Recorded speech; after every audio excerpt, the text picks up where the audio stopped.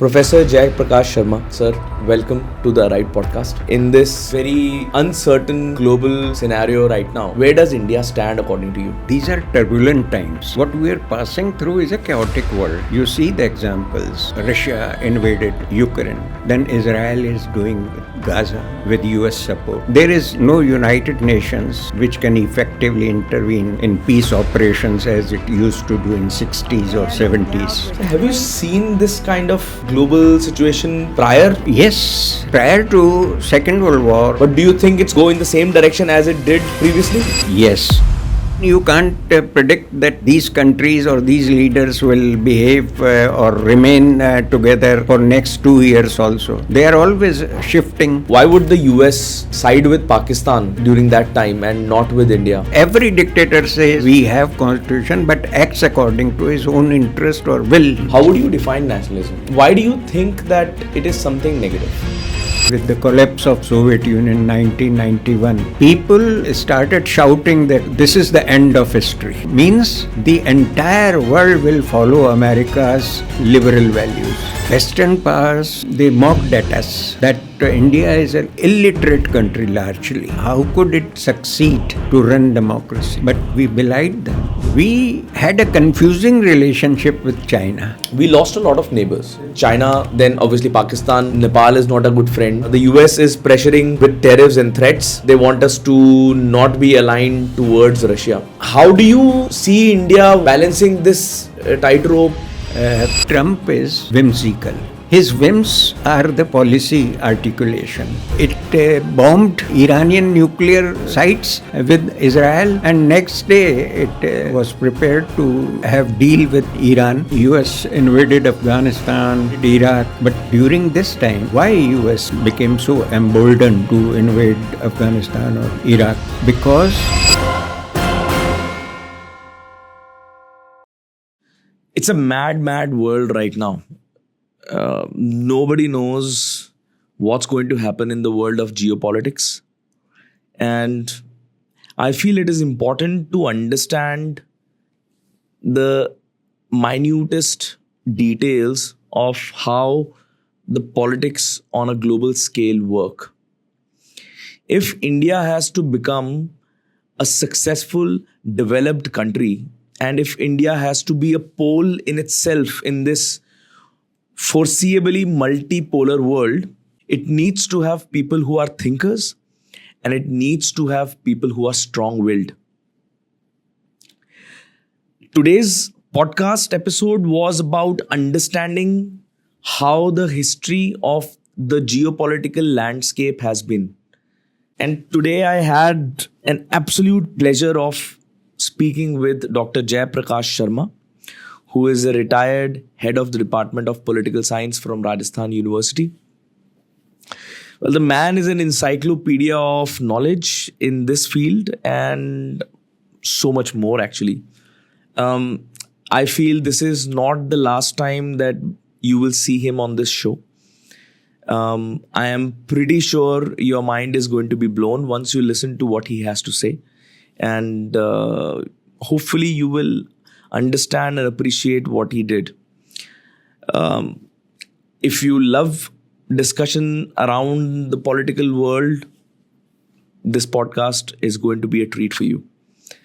If you like it, please do share, subscribe, and comment. Enjoy the podcast.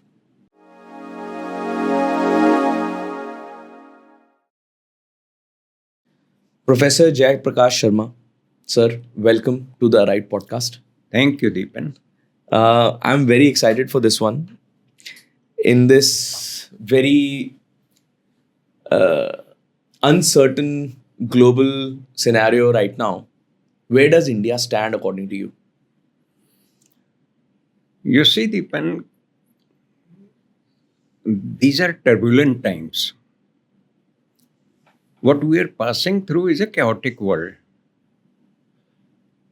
Theoretically, there was a time when you used to define international relations, international politics, global scenario as bipolar world, Cold War, post-Cold War, multipolar world. There is nothing like this. This is akin to Hobbesian state of nature. Crude force or hegemonic impulses of leaders, they are leading their respective nation states to confrontation, expansionism, military intervention. There is nothing soft power, anything like soft power now. Hard power, bullying, and all that.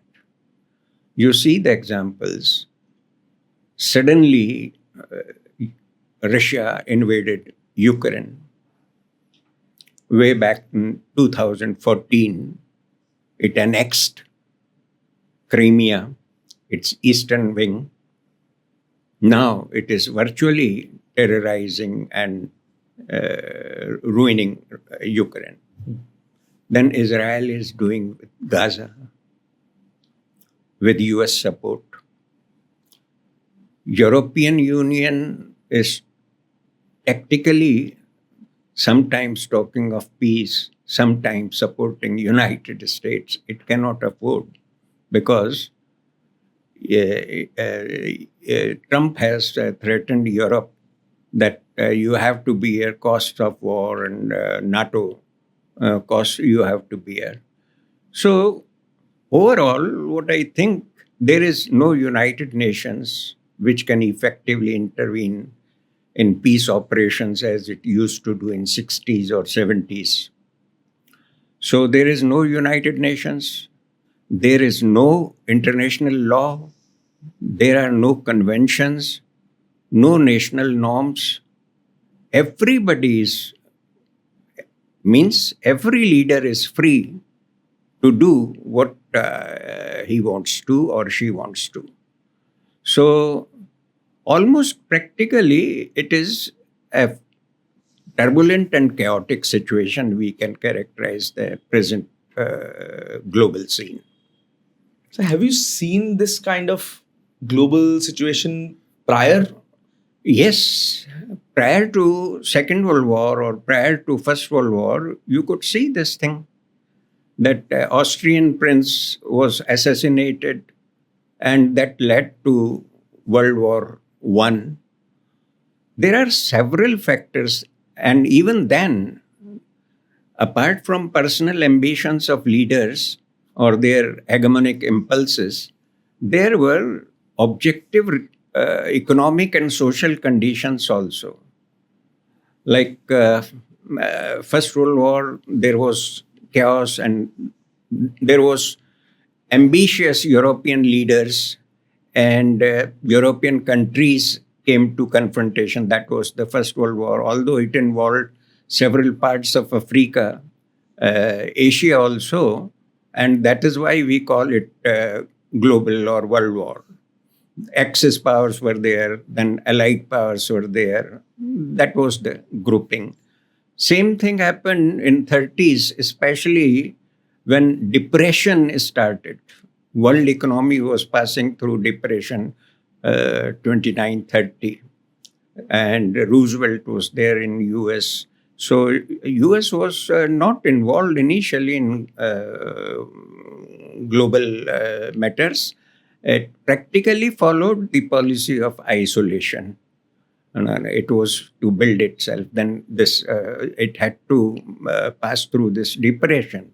So several measures and policy measures were adopted when state funding or state spending was felt necessary to tide over this recession and the gloomy situation of economy. Then these are the conditions: social turbulence, social chaos, economic depression, that led to the rise of Hitler and Mussolini, Mussolini and Germany, Hitler, and that led to Second World War. So even prior to First World War or Second World War, there were chaotic conditions. Now, their severity and nature has changed because history repeats, but not exactly the same thing. History repeats first as tragedy, then as farce. Hmm. So things are there, the basic factors are there, that personal ambitions are there, social chaos is there, economic hardships are there, society is feeling restless. So conditions are there, no doubt. But these are the conditions that can be exploited by ambitious leaders, demagogues. They promise that very tall things will deliver this thing, we will deliver this thing. And this leads to nationalism or national consolidation. There is threat to society, and we have to unite together. The current slogans, MAGA there, Make India great or glorify, let us return to glorified ages. The same thing happening in Italy, Bulgaria, various European countries. And these are the conditions that they fuel personal ambitions of leaders also, and they indulge in this warmongering or other aggressive policies.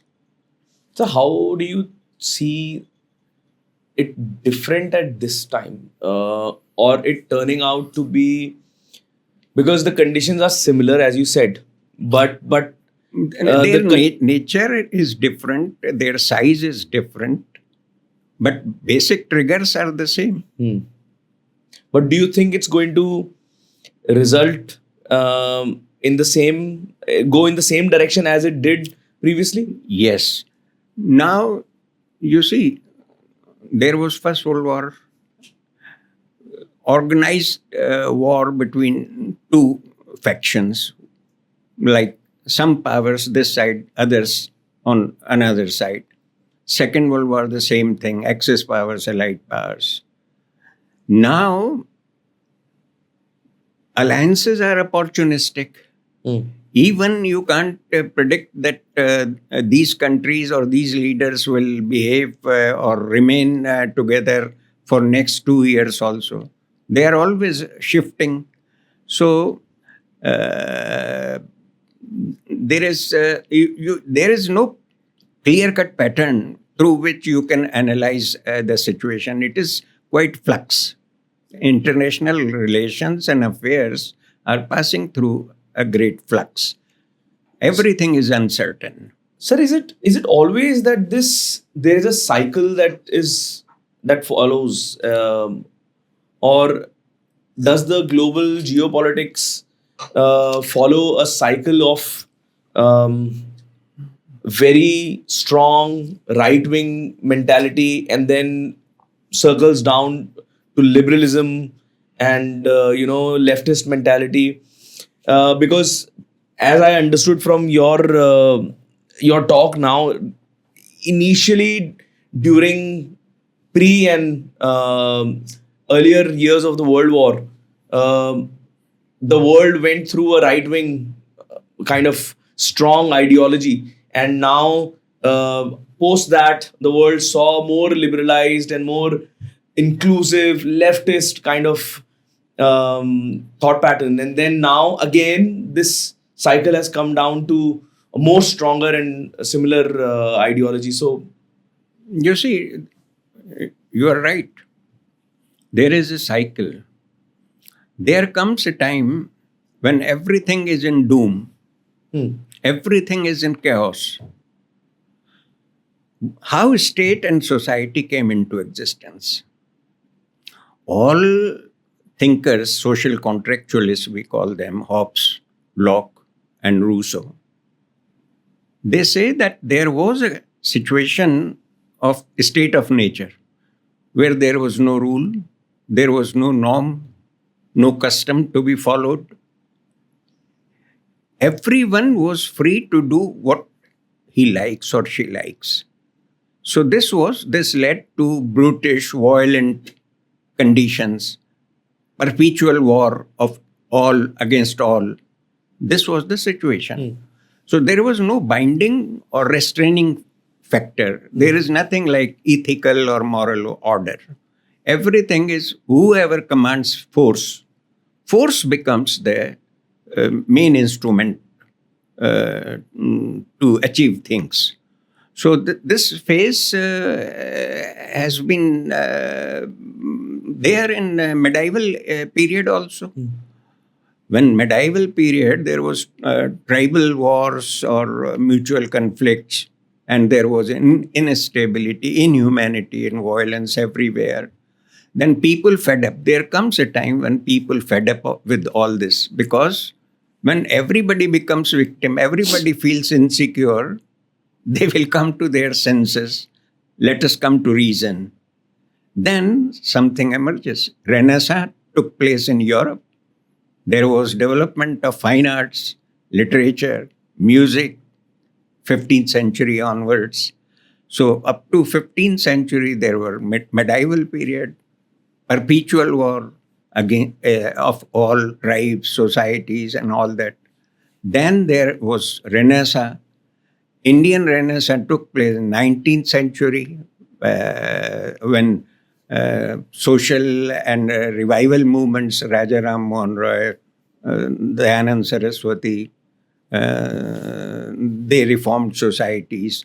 And this gave rise to liberalism. The post 15th century Europe, then liberal framework developed. John Stuart Mill emerged. T.H. Green emerged. They talked of what Green says, will, human will, not force is the basis of a state.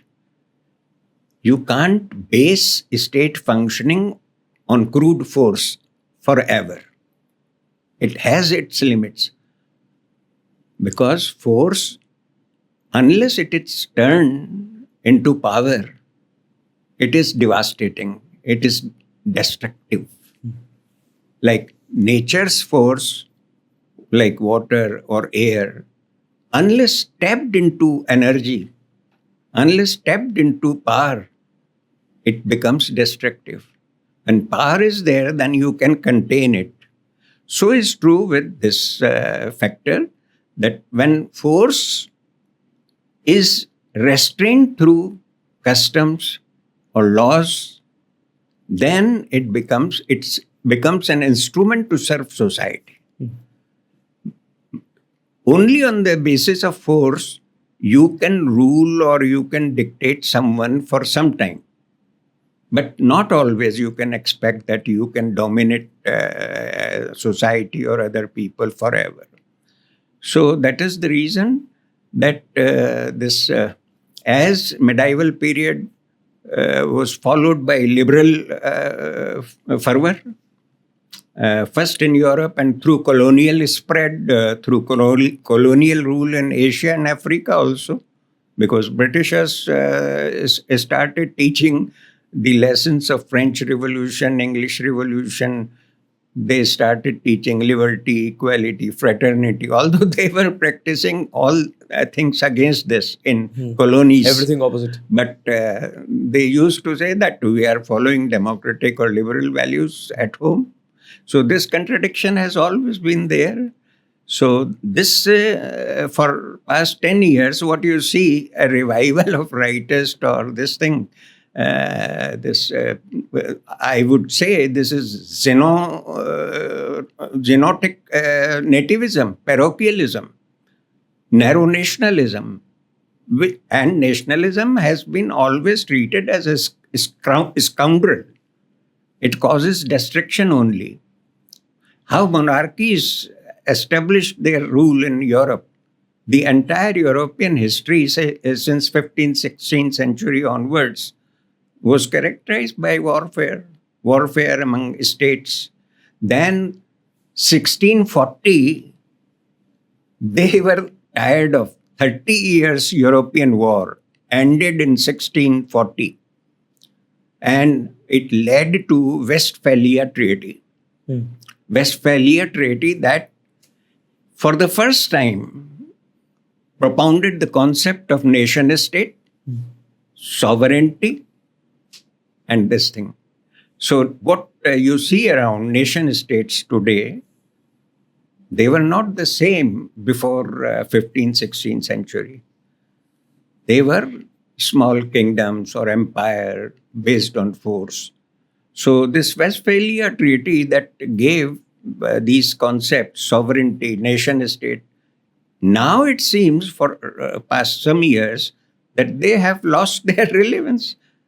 Nations don't observe sanctity of neighbors' sovereign integrity, national integrity. They are prepared to, if they have force, they are ready to invade any moment.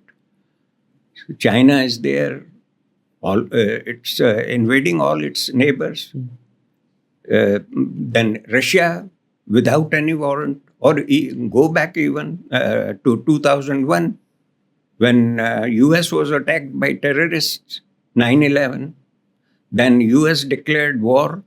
Then somebody asked Bush that we should go through United Nations. He said, no, I don't bother about United Nations. UN is with us or no. We are going to invade Afghanistan or then Iraq.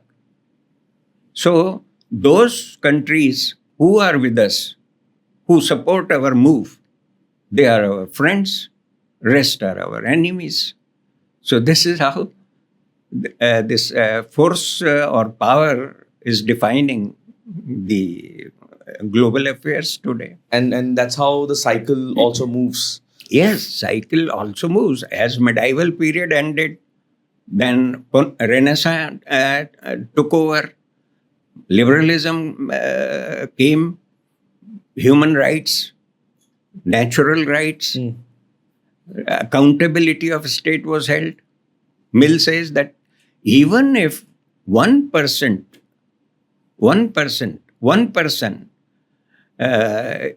doesn't agree with this state policy, that a state policy should be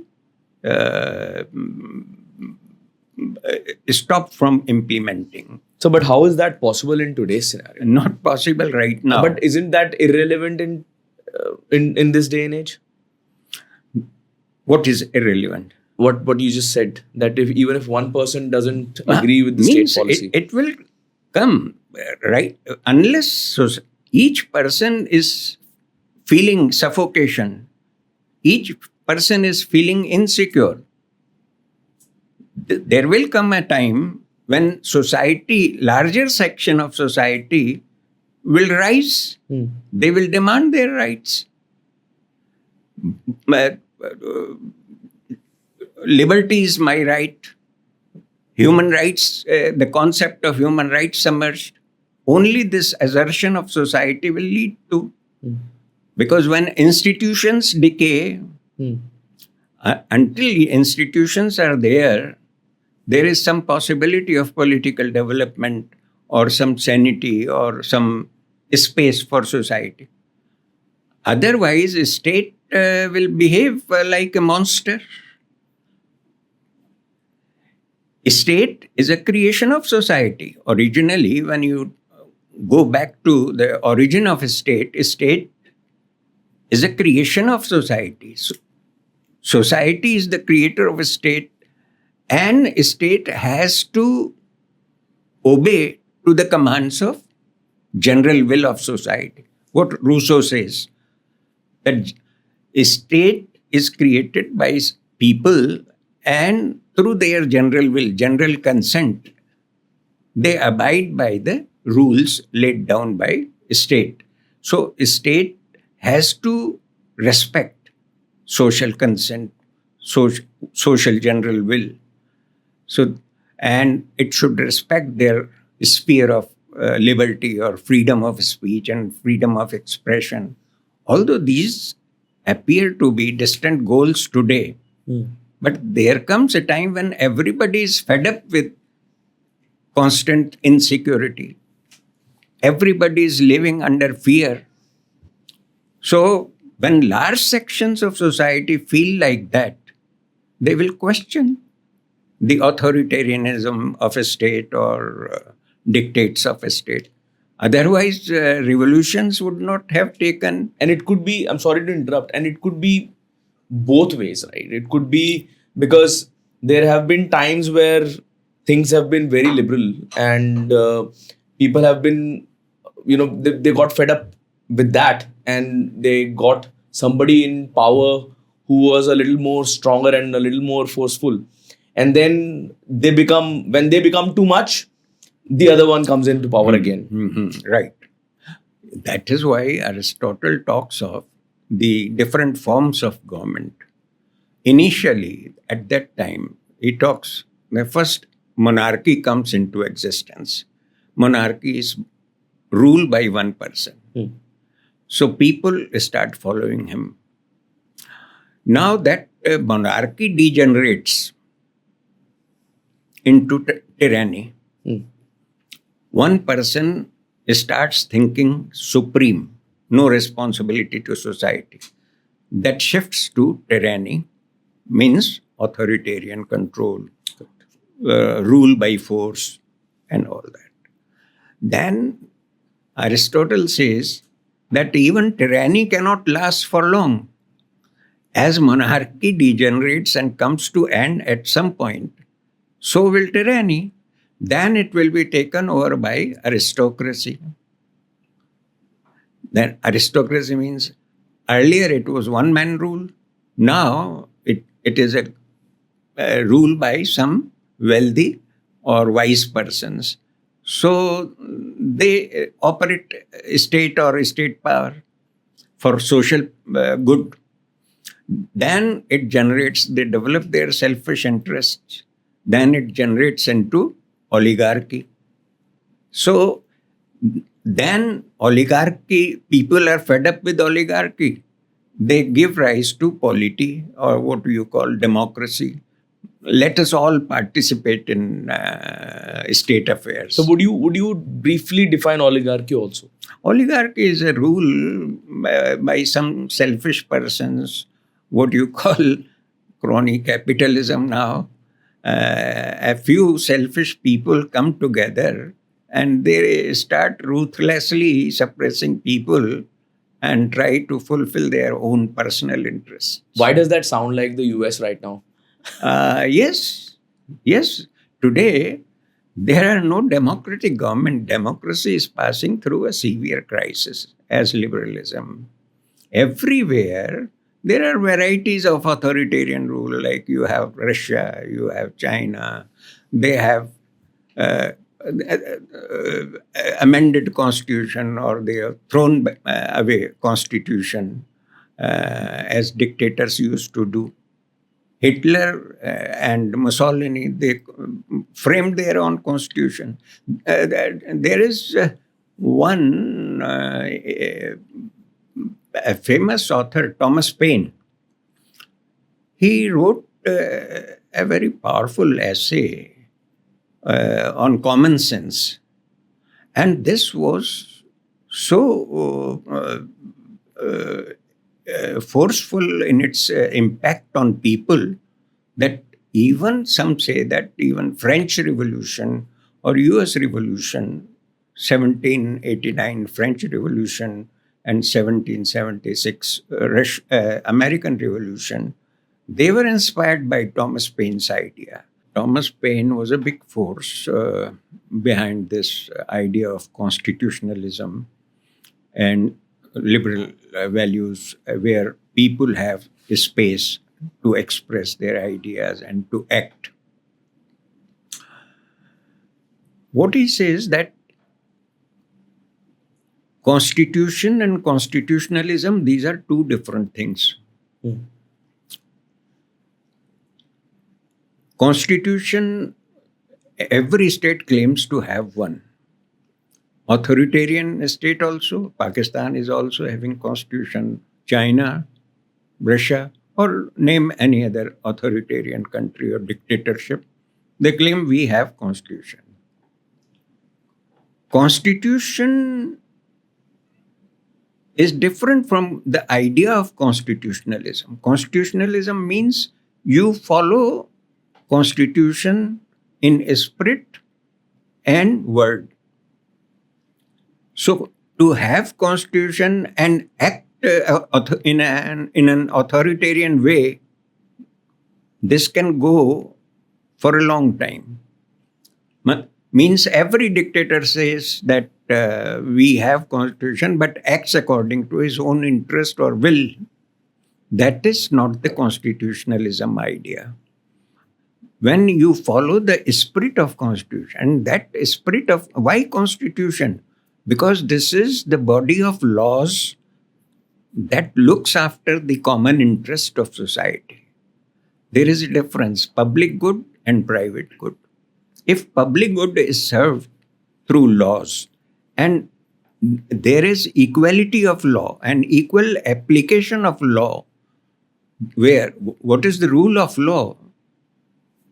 Dicey says that when king and common man both are equally accountable to the same law, then you have rule of law. So it is important that the idea of constitutional values, constitutionalism prevails. The idea of rule of law prevails, where everybody is equal before law and there is equal protection of law. Only then you can talk about the democracy or liberal values, or where human rights will be protected and all that. So there comes a time when these things have been thrown into winds and there is chaos, there is dictatorial rule, or there is an atmosphere of fear around society. But these are not going to last forever. People get fed up. When institutions don't come to their rescue, when ruler is against them, when state is against them, then society, there comes a time when society emerges, asserts, questions the powers that be. And then you can hope that some better times might emerge. But there is no fixed timetable that it will 5 years or 10 years. But till then, if you have this sort of chaos, then everybody has to suffer. Everybody has to confront with the consequences of these things, what you call chaotic state. So you mentioned a word, very popular word, and everybody is talking about it, nationalism. How would you define nationalism? Nationalism, and why do you think that it is something negative? Or is it? you see, there are several concepts related to nation. Earlier, primitive society was divided into races. There is a concept of race. Man's human group connected through blood relations, kinship relations. So there is race, there is ethnicity, that is a larger grouping. Similarly, there is nation.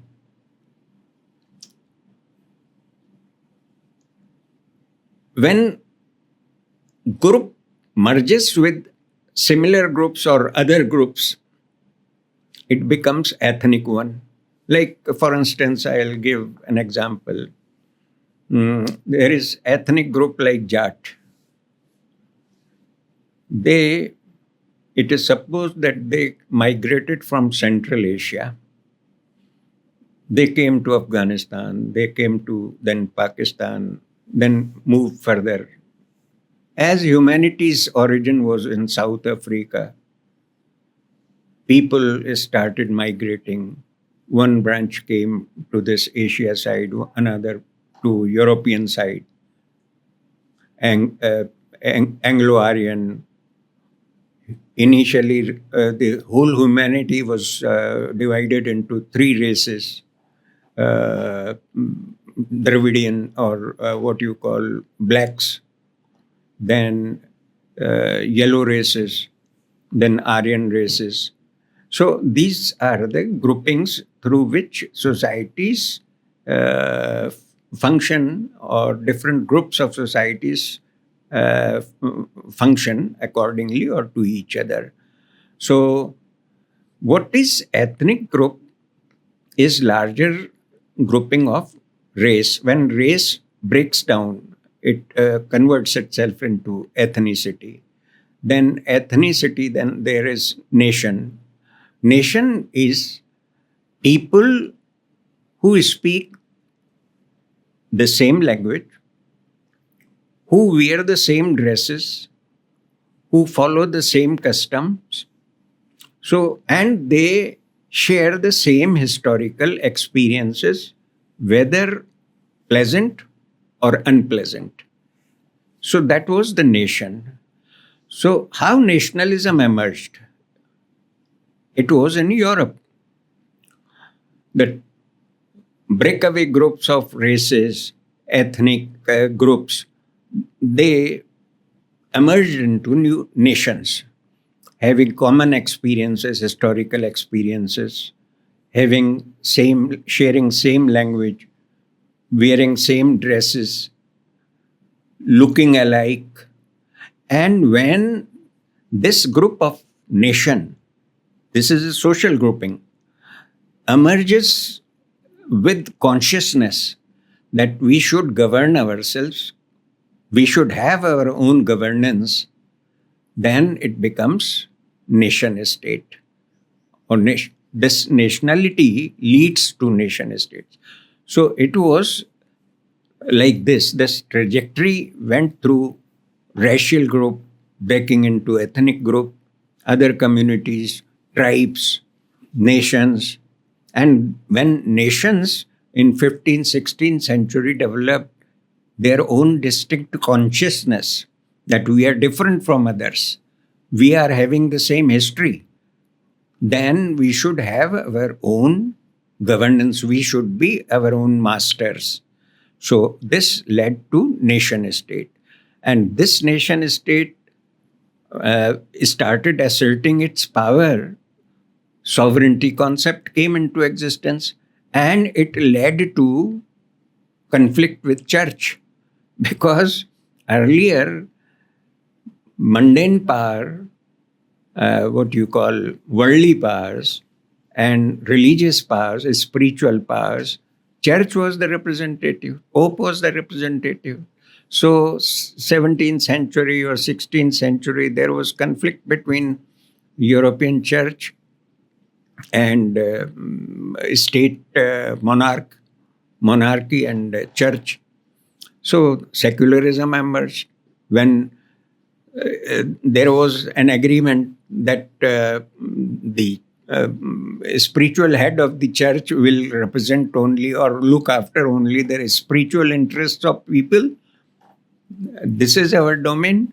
And mundane affairs like law and order, security, and all that for foreign relations, they will be dealt by the monarch. So this was the beginning and rise of nationalism.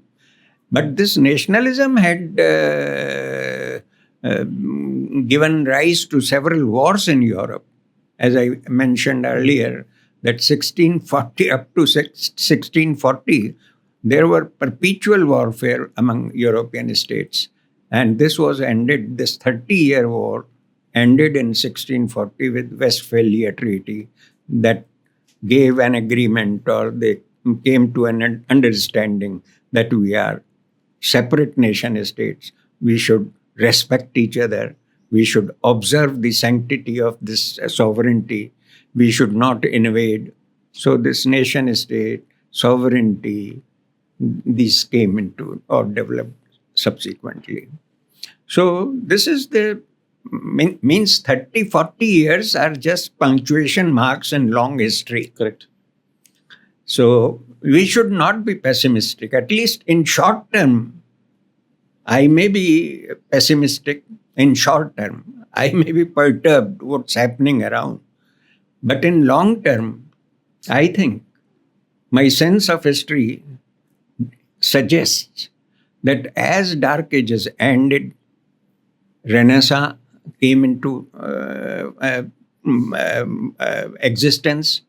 Then Renaissance also was pushed backward, and nation states and European wars on these things happened, then some liberal values or some common understanding means society, when it is forced beyond a limit, it reacts sometimes.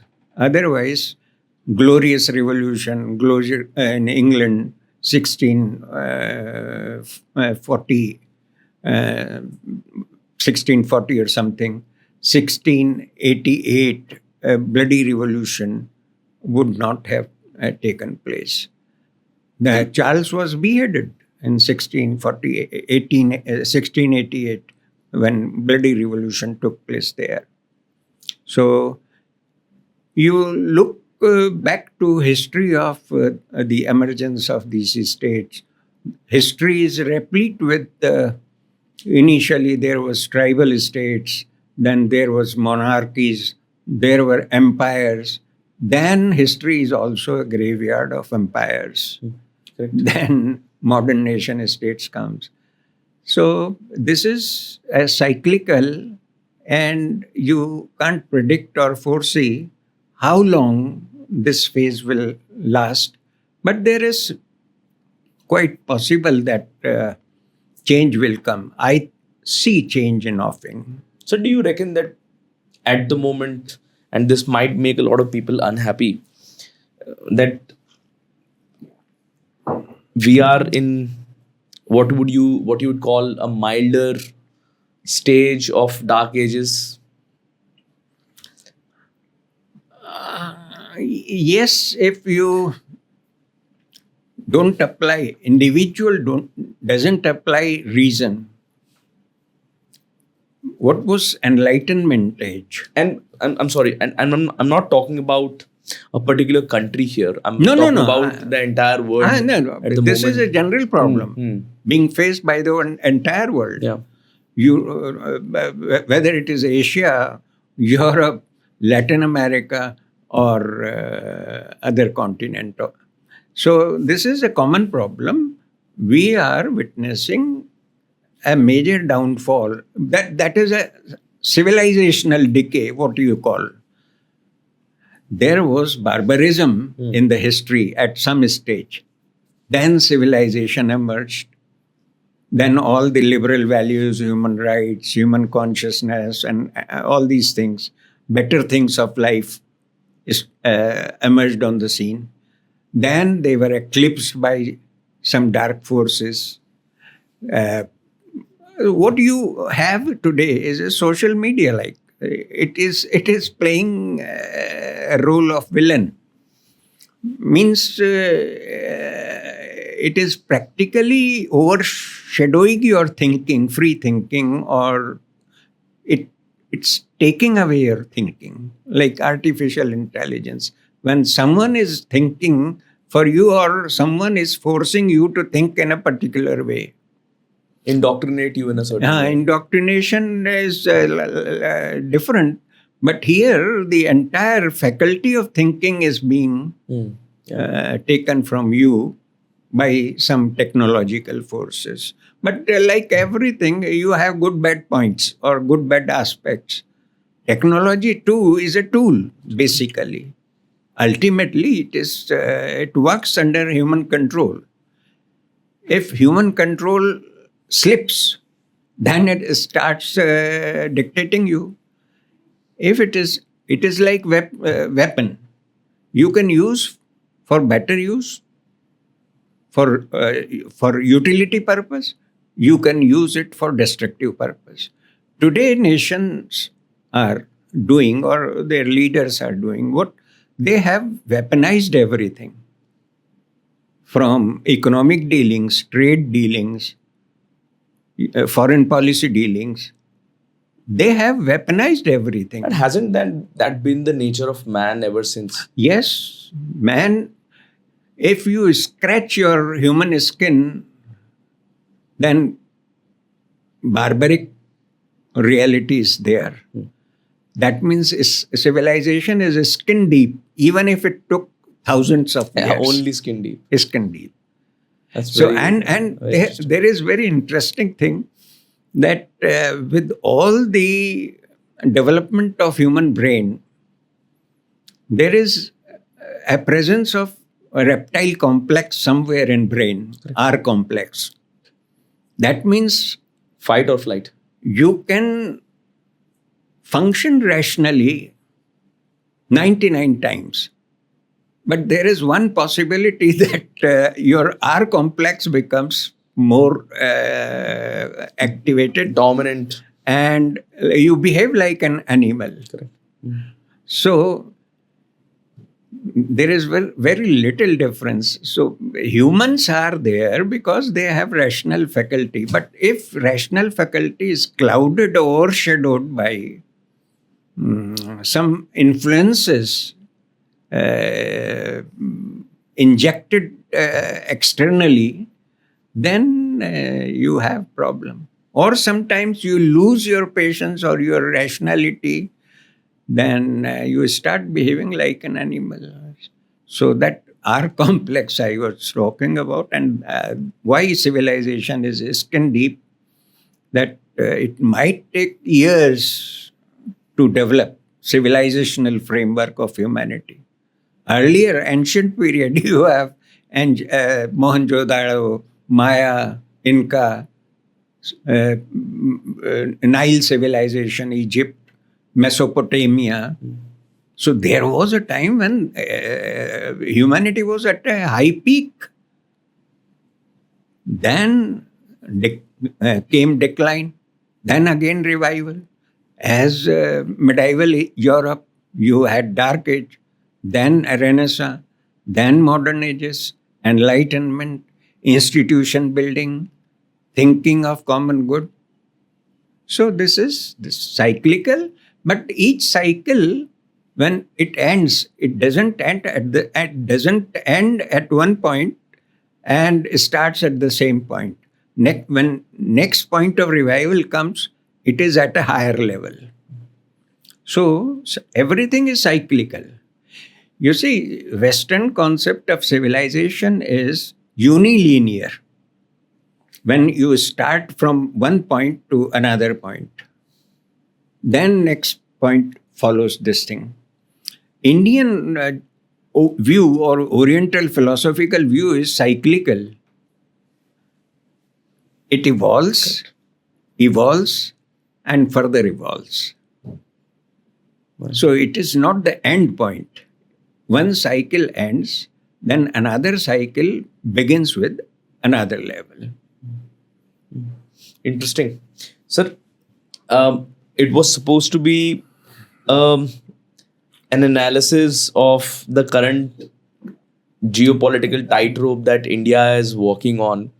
But it started with this intense philosophical, historical analysis of the human civilization and the human behavior, and this beautiful understanding of yours about how countries, civilizations, and people work. I'm glad it started this way, because this is something that you can't really read in one book. It is a knowledge and interpretation and analysis of that knowledge that you've gathered over the years. And your understanding About how the world whatever works. it is, how limited or it may be. Correct. And I'm glad it started this way, but I'd love to come down to the current situation that we are in right now. I want you to give a little bit of background post World War about India's international outlook and the policy, the global policy of non-alignment, and why was that the case? How did it work out, whether in our favor or against us? And then we'll come to the current situation. You see, post-war world, it could be characterized as collective effort towards promoting common good, living peacefully, not to repeat the situation where war could be there, just to avert war. So it was, and nation states and concept of sovereignty had come into prominence. So there was an effort to internationalize, to promote global cooperation. United Nations came into existence. International law came into existence. There was Article 5 of United Nations giving collective security. If some nation somehow invades another nation, then UN will come to its help. And peace missions were sent to different parts of Africa, Middle East, and many other countries. So this post-war period was known as the period where nation states came into being, concept of sovereignty came into existence. It was respected by other nations. A kind of international community emerged. Then, simultaneously, due to some misunderstandings or some mischief, United States and Soviet Union, they emerged as major powers after Second World War. So there was a long phase of Cold War. Means they had developed weaponry, they had developed all technologies, and there came a time when nuclear device was also there. And 45, this was The little boy.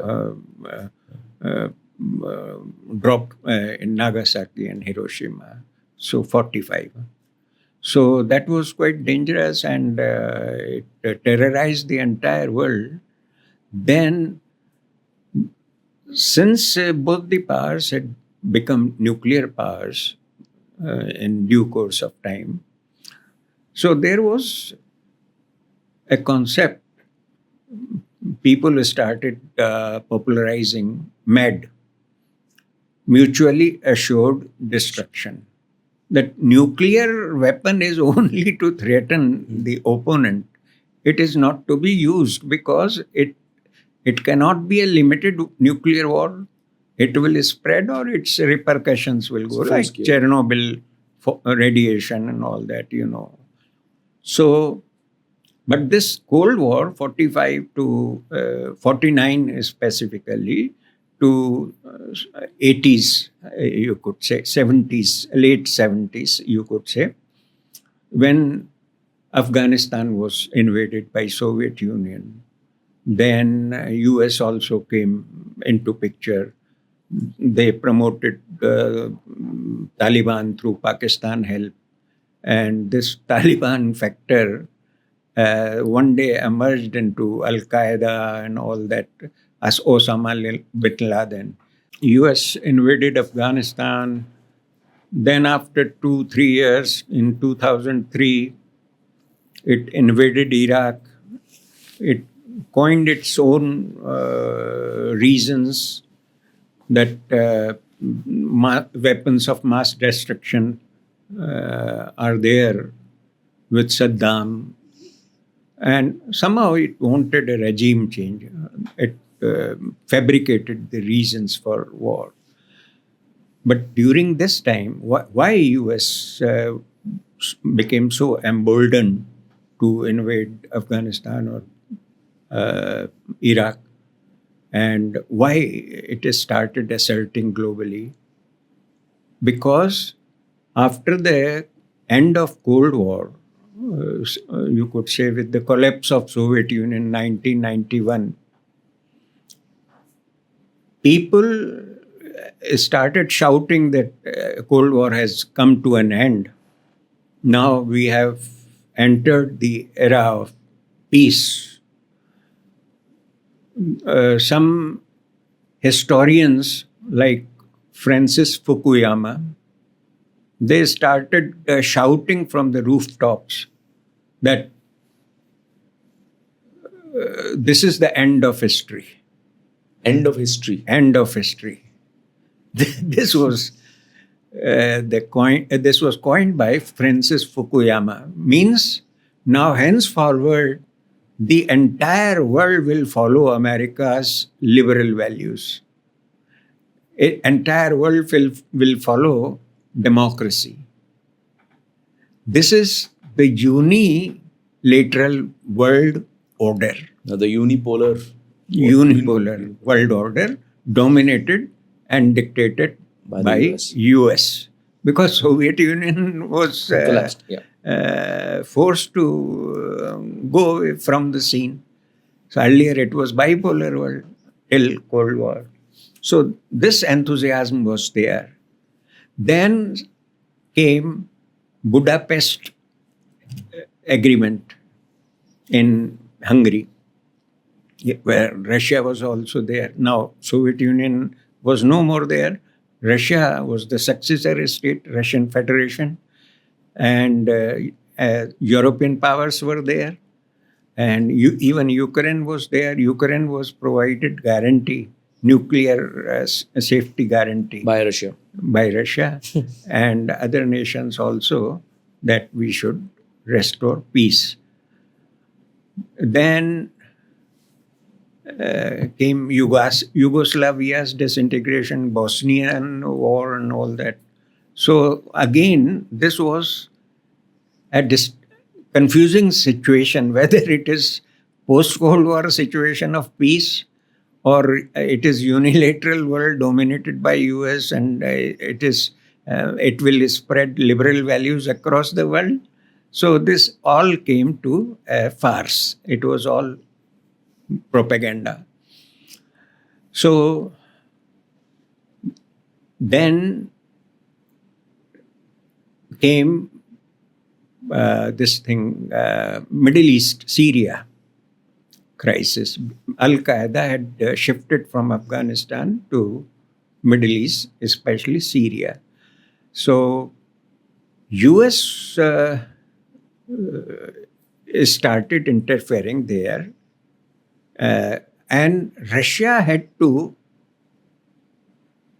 intervene in Syria because Bashar al-Assad, who was the ruler of Syria, dictator, he was Shiite Muslim, and 80% of population of Syria was Sunni. So Arab Sunni states, they started promoting revolt in Syria. So this was the situation where Russia was also compelled for the first time to intervene in Middle East. Earlier, it kept away.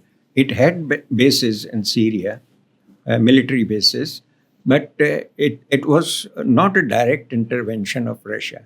It was, whether it was prior to First World War, Second World War, it was Europe or America. They were involved in Middle East. So this was the situation. And then Libya was destroyed. Then Syria was disturbed. And Iraq was destroyed. Then for some time, it appeared that now things will be normal.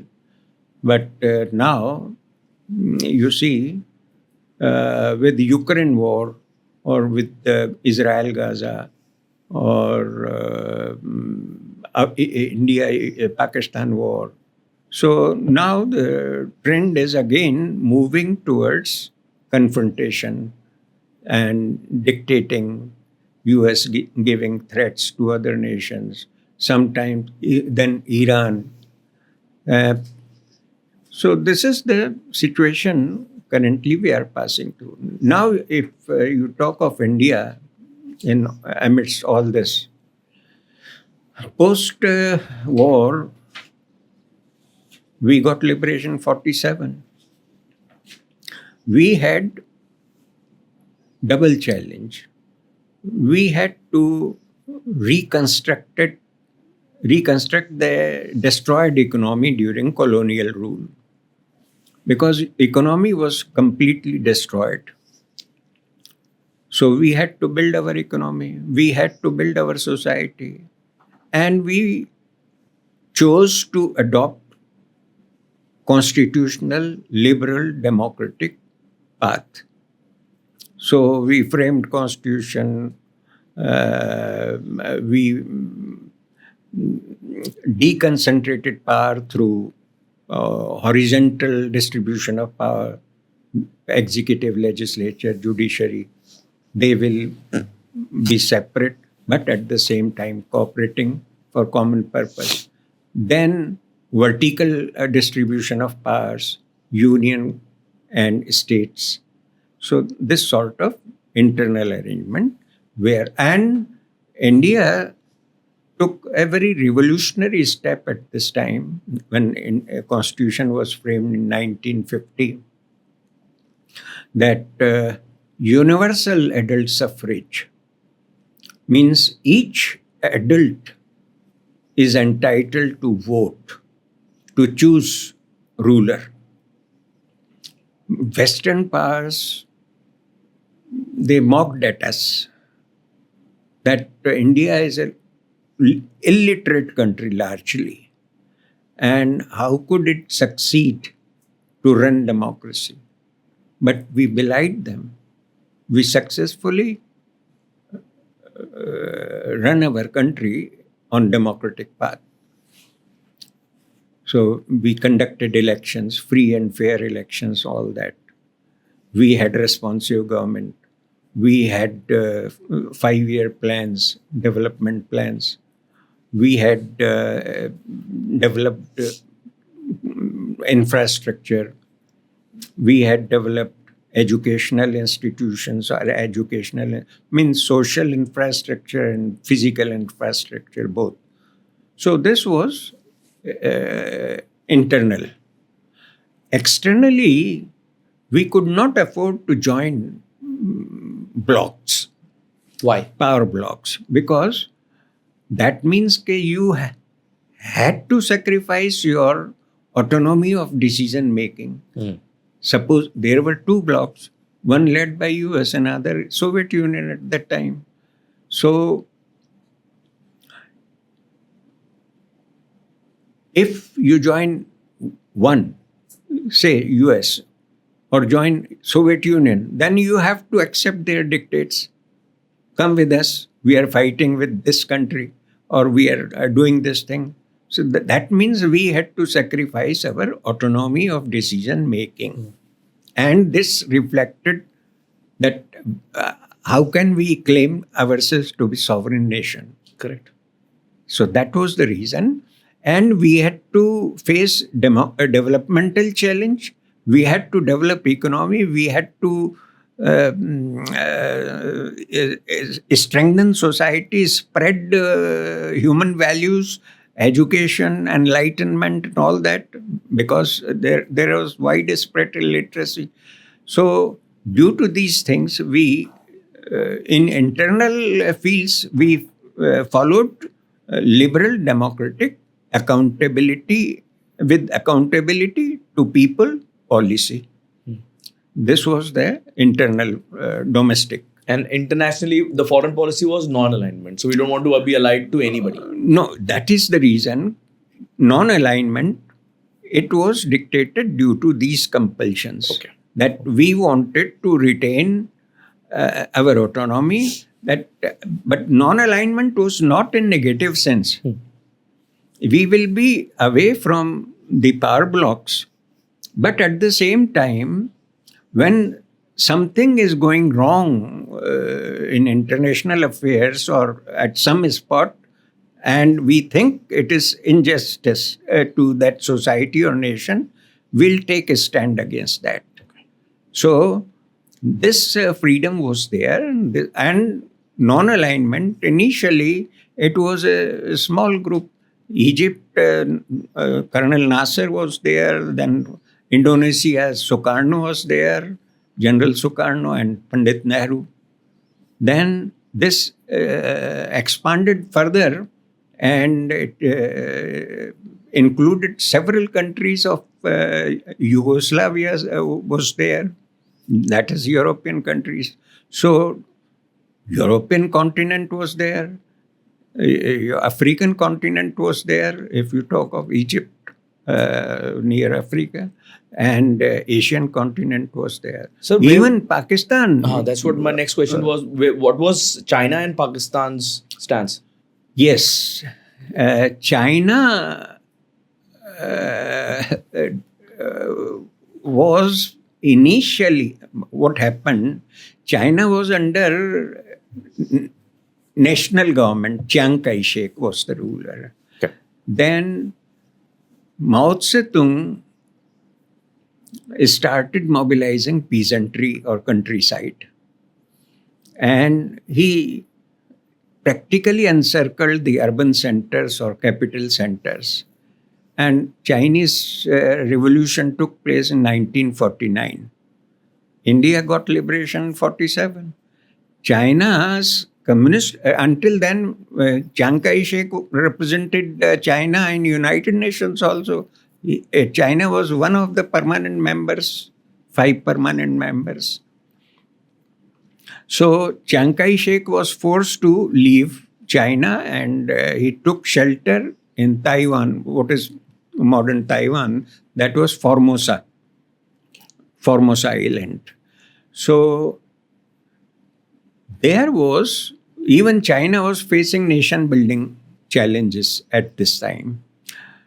So we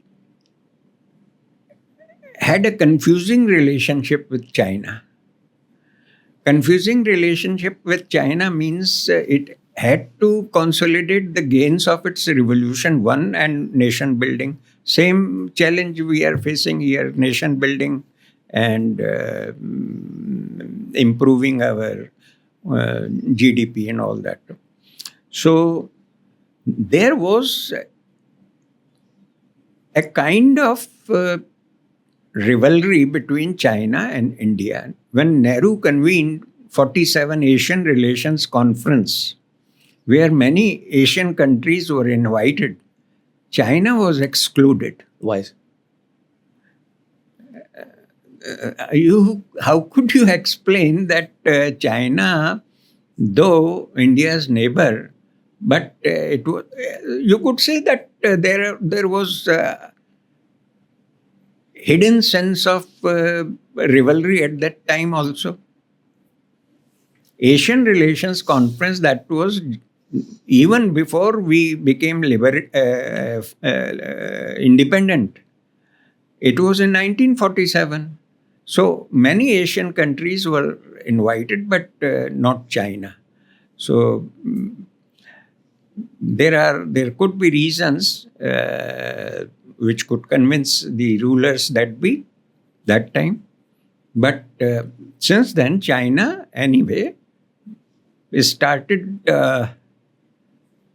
asserting itself gradually. So there was a kind of China-India rivalry. There was a time otherwise, till 18th century, 40% of GDP was produced collectively by China and India. 40% of GDP. Of the global GDP. Global GDP. Then, due to colonial intervention, these two societies and countries were ruined. So, 49, when Mao's revolution took place in China, then some efforts were there diplomatically to mend ways or to be friendly with China. And there were several exchanges of leadership level also. And there was a phase until China annexed Tibet in 1959. Otherwise, for full of the 50s, there was a phase of cordiality between India and China. There was Hindi Chini Bhai Bhai. Somehow China became, gradually becoming, it was expansionist. So then came 1962 war, and that shattered everything. We had no weaponry, advanced weaponry at that time. We were not entertaining any idea of insecurity from China. That was a kind of miscalculation, and that is why practically we lost that 62 confrontation with China. So, but otherwise, the policy of non-alignment, it was a successful policy and it served our national interest. Sir, if I may interrupt, my question is, what policy did China adopt at that time when we were non-aligned? Was China in any bloc? No, China. Rather, you could say that when 1949, when China revolution took place, China, then nationalist China was the member until then in United Nations. It was India's initiative. India took initiative to push China's membership to the UN. Really? So that Chiang Kai-shek led China, that was democratic China or nationalist China, was replaced by communist China led by Mao. So it was a very complex relationship. At one time, we were probably the first nation to plead the case of China to be member of United Nations. And there was a long phase of 7-8 years, 1950 to, you could say, 49 to 59, that India-China relations were cordial. Both were trying to enhance their influence globally, but China was in the camp of Soviet Union. It was the member of Soviet Union bloc. Okay. Then differences arose between China and Soviet Union only around 1969, when there was a border river, Uri. There, Russian forces and Chinese forces came into confrontation, and there was a kind of territorial dispute between Soviet Union and so until 69, China was that there was no question to join non-aligned movement because it was already a camp follower. It was a member of Soviet Union bloc at that time. So we had a very pragmatic foreign policy stance. We had a very justifiable policy stance domestically. We had good relations with Sri Lanka. Bandung conference was there. We had very good relations Southeast Asia. So this all served our interests well. So during this period of Cold War, and I want to understand this, we lost a lot of neighbors, right? In the sense of lost a lot of good friendship with a lot of neighbors. Do you think? And please correct me if I'm wrong. Our relations with China suffered, after 59. After 59, then obviously Pakistan was never our friend really. Now coming down to this time, Nepal is not a good friend. They are maybe inclining towards China again. Bangladesh is a new vassal state of the US at the moment. Sri Lanka is bought by China. And, there have been issues coming up with Maldives and all, although, so this is the current state that we are in right now, which is a result of good, 60, 70 years post-war. And at this stage where we are at a very crucial point in our story of development, the world really is asking that question again. Where do you want to be? You've got to choose one side. The US is pressuring with tariffs and threats, and they want us to not be aligned towards Russia. So, how do you see India walking this, balancing this tightrope in this situation right now? And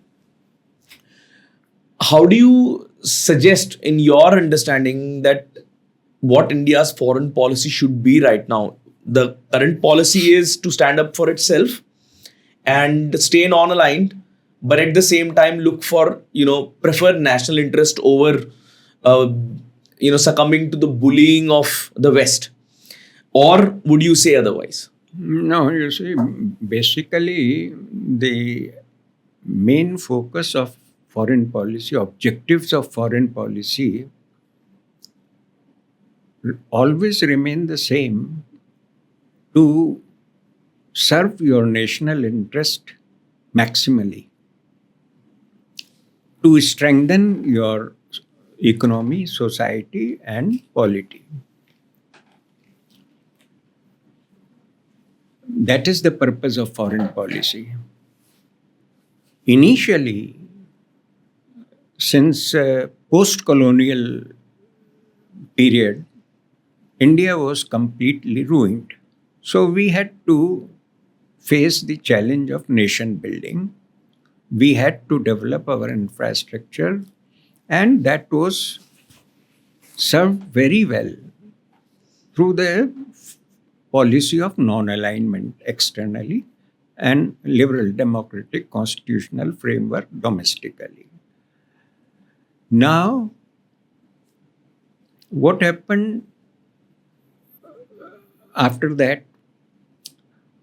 That world was divided into two camps. We preferred to be non-aligned.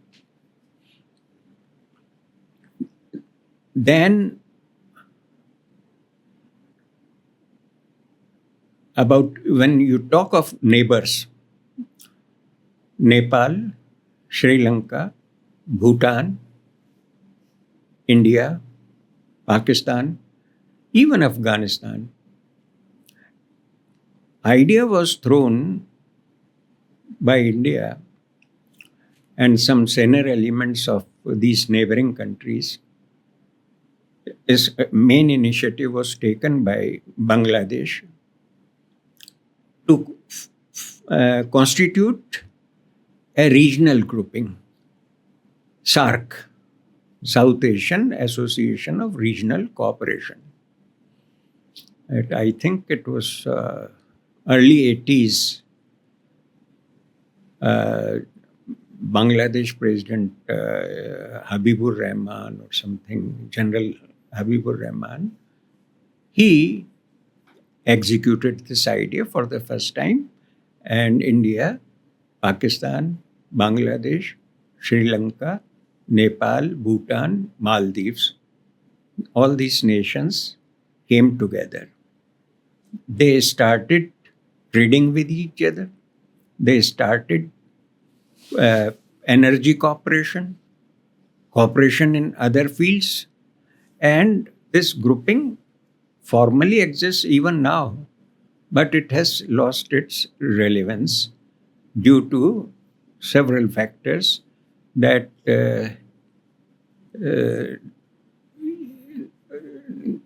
due to our Pakistan's Largely due to our relationship with Pakistan.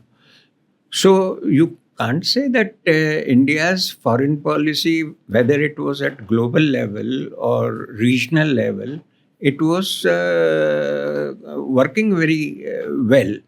And several like BRICS, like SARC, and there are many other Indian Ocean Rim nation organization, such regional and trans-regional blocks or groupings. India joined there. And even during I.K. Gujral's prime ministership, he proposed the idea of neighborhood first policy. Means immediate neighbor, then distant neighbor. But first priority is to be given to this thing. 88, Rajiv Gandhi visited Pakistan, and Benazir also paid reciprocal visit here. Rajiv Gandhi visited China also, and Chinese leaders also came here, and they had agreed on resolving border issues. Even Pakistan and India relations started improving. Then Atal Bihari Vajpayee came to power, and he visited Islamabad, and relations were developing. But first, there is a dynamic of military-civil conflict in Pakistan. That is since beginning. Because civilian government and democratic governments functioned very a small time there. Largely, it was either dictatorship directly by the military general or indirect by sustaining from outside and dictating, especially India-oriented policy. This is being dictated by military, or its economic policy and foreign policy. So these are the reasons that India-Pakistan relations are not going to improve in near future. Same is true China's expansionist policy. Although economically China has sizable investment in India, and many companies are trading with Chinese.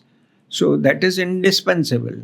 But as far as political and diplomatic relations are there, they are passing through a tense phase. So at the moment, you could say that we could do better by taking some position. Like Ukraine, we are ambivalent whether we are this side or that side.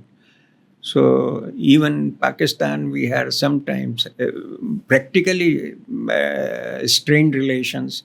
And now with this recent confrontation, military confrontation, China, Turkey, Pakistan, they have all ganged up against India.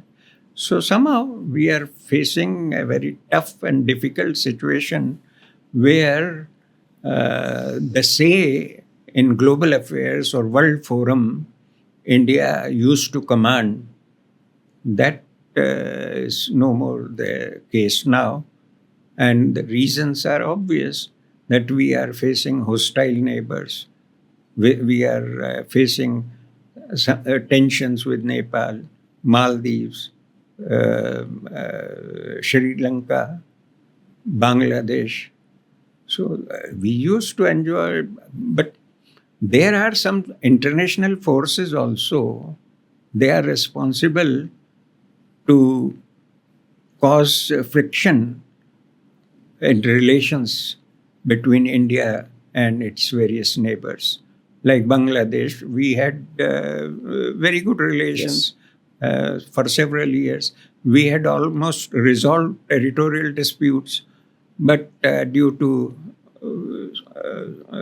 people doubt that it should be external interference by US in Bangladesh, that Yunus was imposed and Hasina was to be forced out. So, you see, global situation is always flux. And every power, whether it is neighboring power or it tries to enhance its force or its influence. Today, US is trying to meddle with affairs in different theaters. Somehow, we are not in a position, we are somehow facing a very unique situation.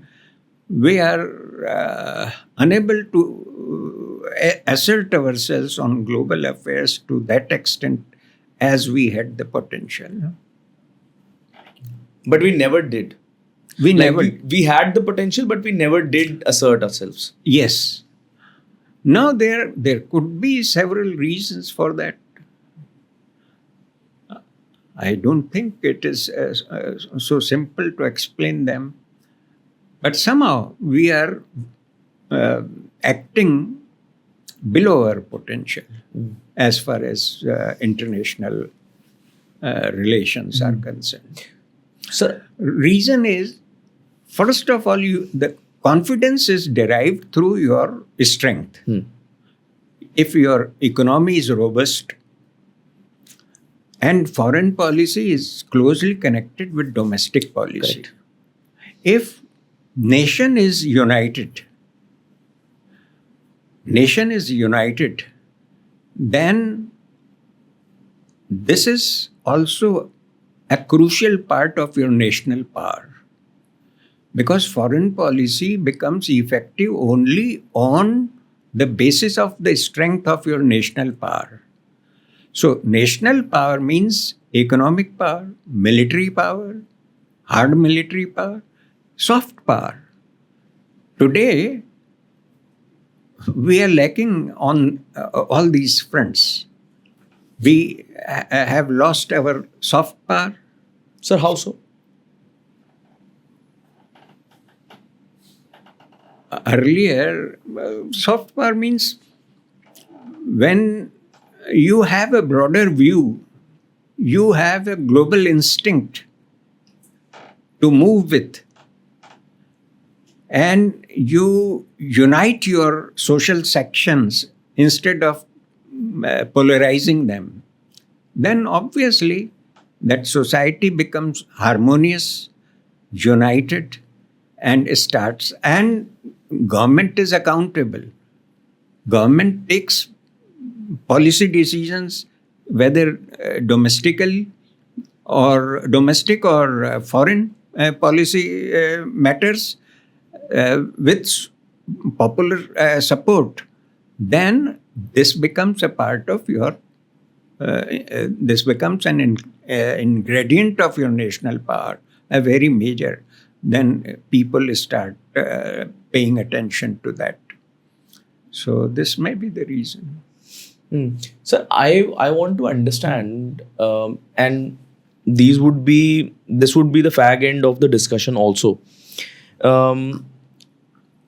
One is, in this current state where we have been threatened with 50% tariffs as of the latest news, how should India react to this? Number one. Number two, would you see this as an opportunity, or would you see this as a blow to our aspirations of development?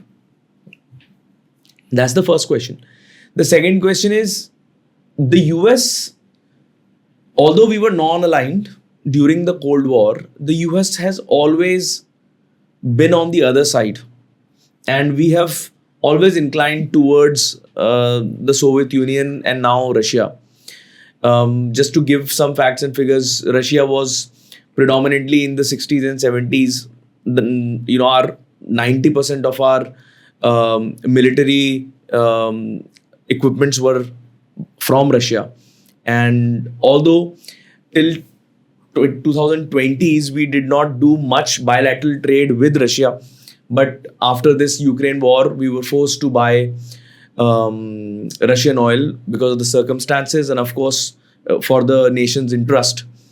That's when we grew our bilateral trade from $8.2 billion odd dollars to about $65 billion till the latest data with Russia. However, our purchase and relations with trade relations and otherwise political relations with the US has improved. Now, why do you see that India inclined towards Russia during the Cold War? And now, this current situation, do we see it as an opportunity or as a blow towards our development? You see, as far as India's relations with the US and Soviet Union during non-aligned period, we had close ties with Soviet Union, but at the same time, we also questioned some actions of Soviet Union, like invasion of Czechoslovakia or intervention in Yugoslavia. And at the same time, though we were not the camp followers of US, we enjoyed good relations. There was a very strange cooperation between India, US, India, Soviet Union. As when it came to heavy machinery or technology, Russia, Soviet Union was the main cooperation partner for India. As far as education, cooperative society, cooperative movement, education, agriculture, or cooperative societies, or public health, US supported India in a very good manner. So we had good relations with both the countries. And when US-Soviet Union confrontation came at some point, India used to play mediatory role, even in United Nations. United Nations engaged India in several peace missions. So there was no friction when even during Cold War period between India and these superpowers.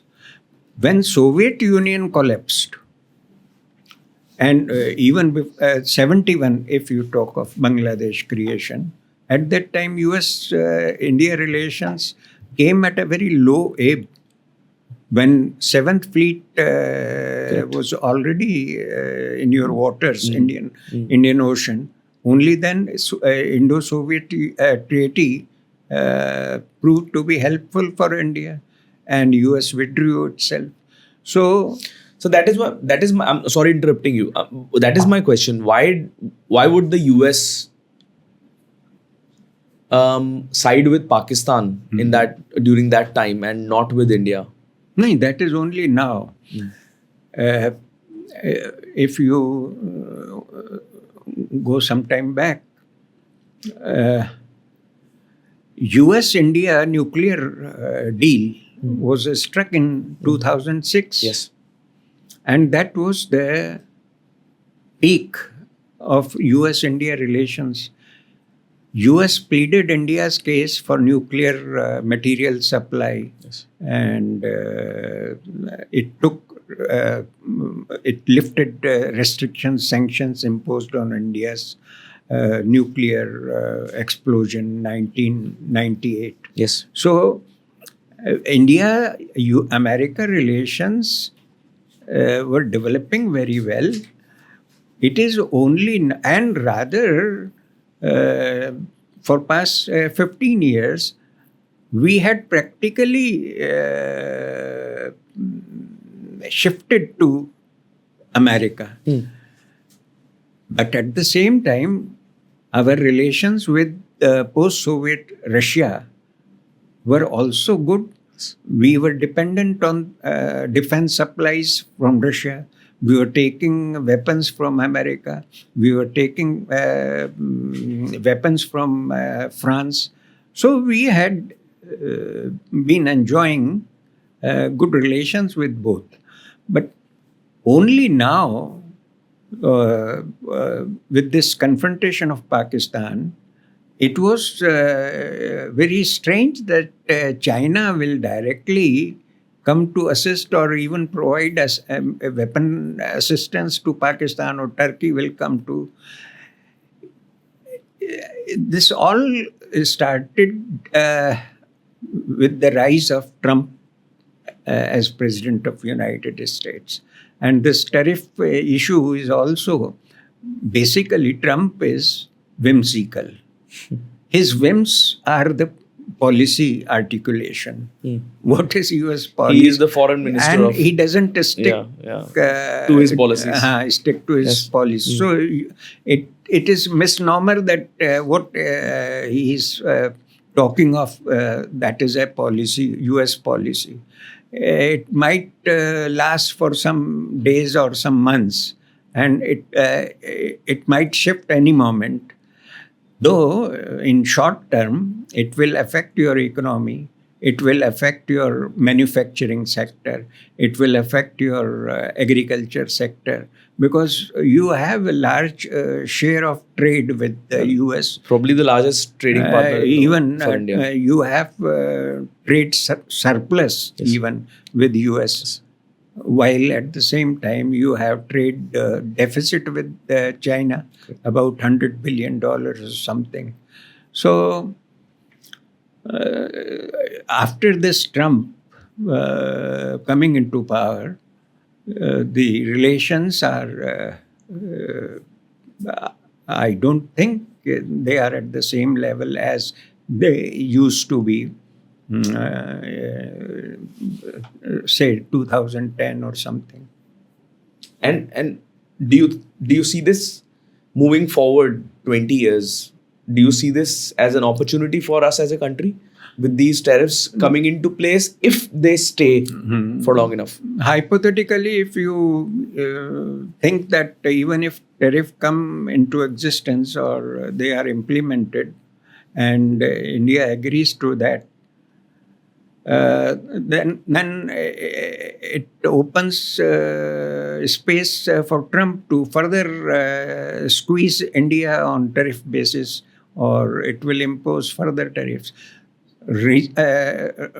How you can give protection to Indian economy? You have to explore the opportunities to diversify your trade, like we are doing now.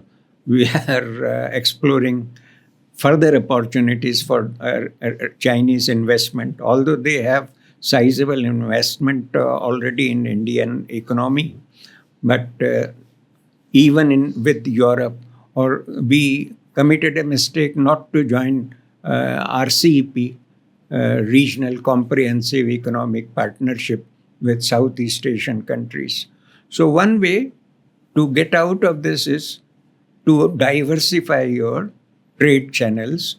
You explore opportunities to trade with Europe, to Southeast Asian countries. We also recently signed a deal with the UK. That is also good. So one thing, but overall, you have to build your own manufacturing. You have to develop your own agriculture. You have to develop your human capital quality and size. And only then, when you start having economic muscle, political muscle, only then people will listen to you. And do you, now this I was thinking since a few days, do you ever think that in the current state where the US is definitely not on the side of Russia and China, they see US as an adversary, and Russia and China have come to an agreement of a temporary friendship of sorts at the moment. Do you see China ever becoming India's friend for this time period? No, you can't rule out anything in this flux situation. There are no permanent friends and no permanent enemies in international politics. You see, when you talk of Afghanistan, when US withdrew from Afghanistan in 2021, then that vacuum was filled by China, Pakistan, Russia, and even Iran tried to enter there. So if US withdrew from Afghanistan, that vacuum was filled by several powers. Then geopolitical conflict situation shifted to Europe, Ukraine. Russia invades Ukraine. The US and other countries come to US side. Then Israel-Gaza. Then you find several countries come to the side of Iran and Gaza. India traditionally has been supporting Palestinian cause, but that support seems to be weakening now, and that raises suspicion that are we shifting our stance towards Palestine, or is still paying lip service to that? So geopolitical situation changes, and changes. Earlier it used to be the big power play between Soviet Union and United States. Now there are so many powers, so It's a many multipolar players. world. Wherever they find chance, they start interfering there. So even geopolitical situation is not stable. Theaters are changing. Alliances are changing. In one part, Russia, Iran, Afghanistan, they are on one side sometime. In Europe, even within Europe, there are differences on Gaza or Ukraine. So even Trump, though supporting now this Ukraine, initially he started threatening Zelensky. Yeah. So, and it bombed Iranian nuclear sites with Israel, and next day it was prepared to have deal with Iran to deal De-escalate and in energy. Energy. And all that. So today's world is undefinable. Earlier you used to define or analyze. Some theoretical understanding could be possible. Today, it is fluctuating every moment. Leaders are changing their whims. The policies are the result of their personal whims, and they are confronting or coming to terms with each other according to those whims. There are, as I said earlier, there is complete absence of international law, international organizations which could mediate in conflict situations. So you can't predict anything, you can't foresee what will happen 2 years hence.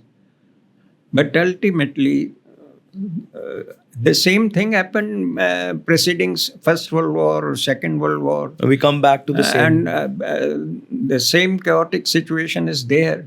But both in nature and scope, it is not the same as it used to be. And in outcome also, you can't say, you can't foresee what shape emerging global or regional situation will take. Fantastic, sir. Well, I think we have extensively and in great detail discussed about the geopolitics, the history of it, and the current state. And I've been fortunate to have this lesson from you, sir. I am 110% sure that we are going to have another session where we talk about more such topics. Sure. And understand from your experience how the trends shape the world, and what are the opportunities for a country like ours to see a more prosperous and developed nation. But thank you so much for coming and doing this and sharing your views and your knowledge with us, sir. Thank you, Dipen. And as far as potential is concerned, India has tremendous potential. And these ups and downs, they are a part of evolution of a nation's life. And after that, there will come a moment when India establishes its identity it was known for. Fantastic. Thank you, sir. Thank you.